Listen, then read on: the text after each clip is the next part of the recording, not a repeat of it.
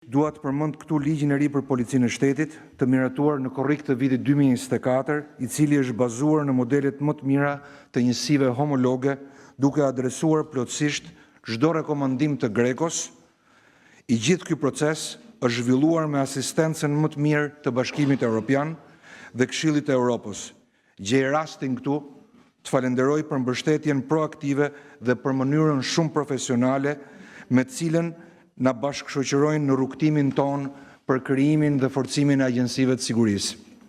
Gjithashtu dua të vënd duke faktin se plotësimi i rekomandimeve GRECO për Policinë e Shtetit është bërë i mundur në saj të një pune të palodhur dhe bashkëpunim të ngushtë edhe me Ministrinë e Shtetit për Administratën Publike dhe Antikorrupsionin, që ndjek procesin e plotësimit të rekomandimeve. Këto rekomandime janë detajuar më pas edhe në rregulloren e miratuar të Policisë së Shtetit. Për te aspektit ligjor, ajo që ka shumë rëndësi është fakti se ato tashmë janë shndruar në një pjesë integrale të punës së përditshme të kësaj organizate. Këto angazhime përbëjnë një aspekt thelbësor drejt modernizimit të mëtejshëm të Policisë Shtetit shqiptar. Ne i besojmë se vetëm përmes këtyre proceseve, ky institucion mund të përsoset e të përgjigjet me profesionalizëm dhe eficiencë çdo sfide të sigurt të rendit dhe sigurisë publike në vend. Së dyti, Ministria e Brendshme dhe institucionet e varësisë kanë miratuar e zbatuar planet e integritetit për periudhën 2022-2024. Në përfundim të periudhës 3 vjeçare, Ministria e Brendshme ka nisur punën për hartimin e planit të ri të integritetit dhe planin e veprimit për periudhën 2025-2028. Dokumenti i ri do të shërbejë si një udhërrëfyes për forcimin e transparencës, llogaridhënies dhe standardeve etike në strukturat e Ministrisë Brendshme në luftë kundër korrupsionit dhe promovimin e integritetit institucional. Së treti, në mbështetje të projektit EU4LEA është hartuar një analizë kuadrit ligjor për të kufizuar rreziqet e korrupsionit dhe konfliktit të interesit në lidhje me donacionet dhe sponsorizimet për Policinë e Shtetit shqiptar. Gjetjet e kësaj analize janë reflektuar në ligjin e ri të Policisë së Shtetit, që ndalon pranimin e donacioneve dhe subjekteve të ndryshme.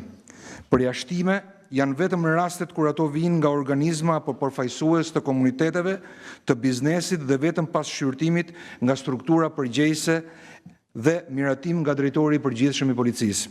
Së katërti, Ministria e Brendshme dhe Policia e Shtetit kanë bashkëpunuar ngushtësisht me Këshillin e Europës për adresimin e rekomandimeve GRECO, për përmirësimin e politikave, për ofrimin e shërbimeve, shtesë nga Policia e Shtetit duke marrë parasysh rreziqet për korrupsion dhe konfliktin e interesit.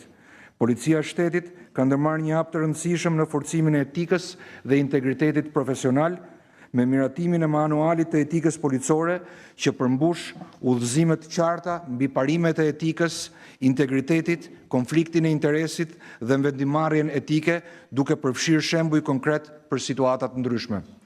Një tjetër arritje e rëndësishme është krijimi i këshillave konfidencial të Policisë së Shtetit, të cilat ofrojnë këshillim konfidencial dhe për punonjësit dhe etikën, integritetin, konfliktin e interesit dhe procedurat disiplinore. Në zbatim të ligjit të ri, përzgjedhja e drejtuesve të lartë të Policisë së Shtetit është realizuar sipas kritereve ligjore të përcaktuar në këtë ligj përmes një konkurrimi transparent ku shpalljet dhe rezultatet janë bërë publike. Rezultatet e fundit të konkurruesve treguan interes të shtuar dhe rritjen e besueshmërisë për sa i përket garantimit për proceset e konkurrimit të drejtat dhe bazuar në një meritokraci të plotë, ku konkretisht për 12 pozicione për drejtor vendor konkurruan 48 kandidat, si dhe për 47 pozicione për shefa komisariatesh konkurruan mbi 300 kandidat nga Policia e Shtetit. Së fundmi, në zbatim të rekomandimit GRECO, edhe punonjësit e Ilirian Guard u nënshtrohen të njëjta masave ligjore dhe të njëjtit regjim për sa i përket llogaridhënies dhe rregulloreve si punonjës të Policisë së Shtetit, në procedurat e prokurimit publik dhe rekrutimit të personelit sipas kuadrit ligjor në fuqi.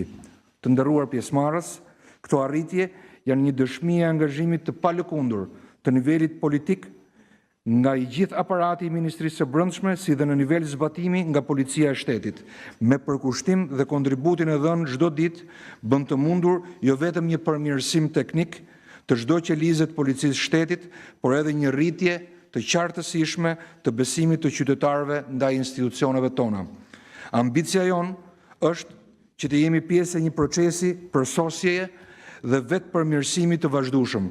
Prandaj, vlerësime si ky grego janë më se të mirëpritura, jo vetëm për të evidentuar rrugën e gjatë që kemi bërë, por edhe për të mbajtur në këmbë, por edhe për të mbajtur këmbët në tokë për çfarë ende mbetet prapa, për të garantuar standarde europiane të integritetit të gjithë punonjësve të policisë dhe të sigurisë për një Shqipëri më të sigurt dhe me standarde më të larta. Faleminderit.